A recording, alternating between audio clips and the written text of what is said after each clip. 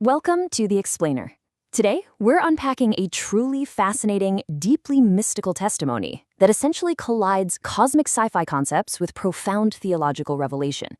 We're talking about a dense, intense piece of source material that takes us on a literal journey from a higher dimension down into the gritty struggles of Earth and ultimately toward a massive cosmic reset. It's a completely remarkable text, and we're going to break it down by walking through the specific claims, the really unique terminology, and the grand timelines the author lays out. Let's get right into it. Right out of the gate, the narrator introduces themselves with this incredibly striking claim. They state, "I've projected an image of myself from a higher realm of consciousness." So right away, they're not framing themselves as an ordinary human. They are a king in their own world. In this physical existence here on Earth, it's just an avatar. It's a mere projection, an extension of their true self residing in a completely different, higher dimension, which immediately makes you wonder, why project an image down here in the first place? That brings us to part 1, Descent from a Higher Realm and the Metaphysical Journey. The text maps out this classic descent and return arc, and it gives us the exact metaphysical mechanics of it. It's basically a 3-step journey. First, the author projects that image. Second, they have traversed down in their consciousness, and the explicit purpose for this is to know the true glory of myself.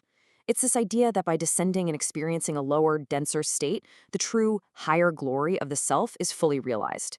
And then finally, step 3 is the planned return, moving back to the state of consciousness they actually belong to. But here is where it gets really, really interesting. The author explicitly self-identifies as a measuring device.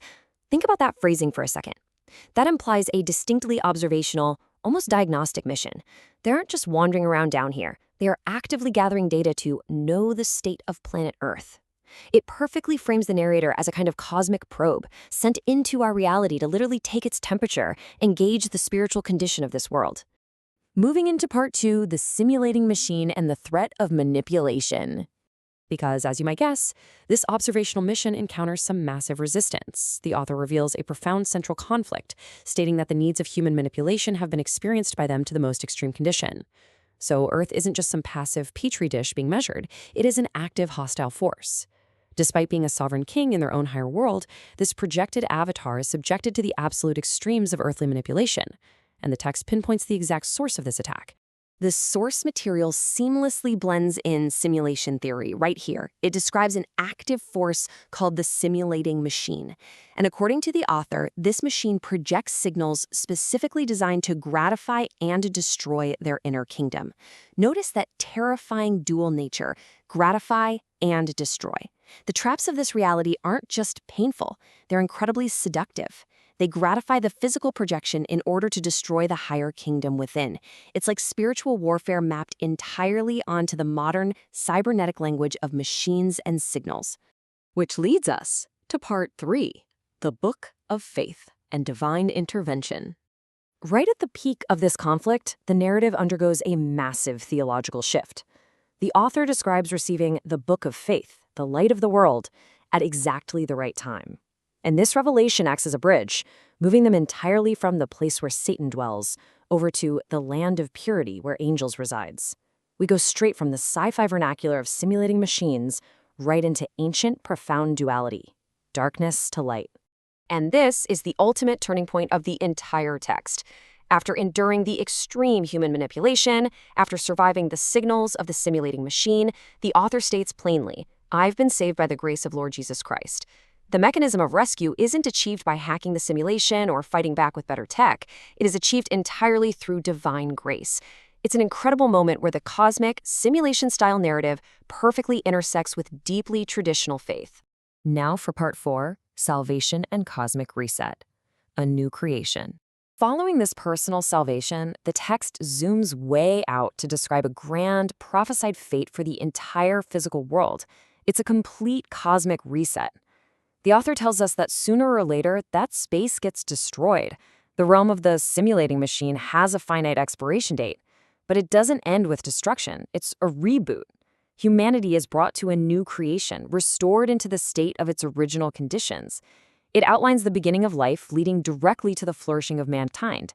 As the author puts it, everything starts from the very beginning of time. It's the ultimate wiping of the slate. Finally, part 5, Return to the Kingdom. The purpose is concluded. With the Earth's fate sealed and the diagnostic mission complete, the text speaks with absolute finality. The purpose is now over. I shall go back to my kingdom once again. Remember that three-step process from the beginning, the projection, traversing down, and moving back? Well, we've officially hit step 3. The author, the measuring device, has finished the work and is initiating that promised return to their true state of consciousness.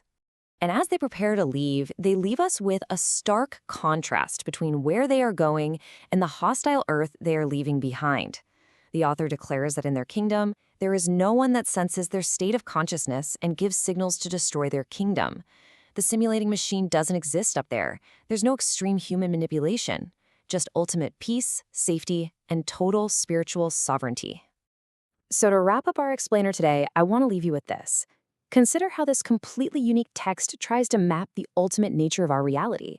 It takes cutting-edge concepts, projected avatars, measuring devices, simulating machines, and merges them seamlessly with ancient spiritual truths of divine grace and cosmic renewal. It really forces us to look around and ask, what forces are signaling us right now? And what higher state of consciousness might we ultimately be called to return to? Thanks for exploring this with me, and definitely keep questioning the reality around you.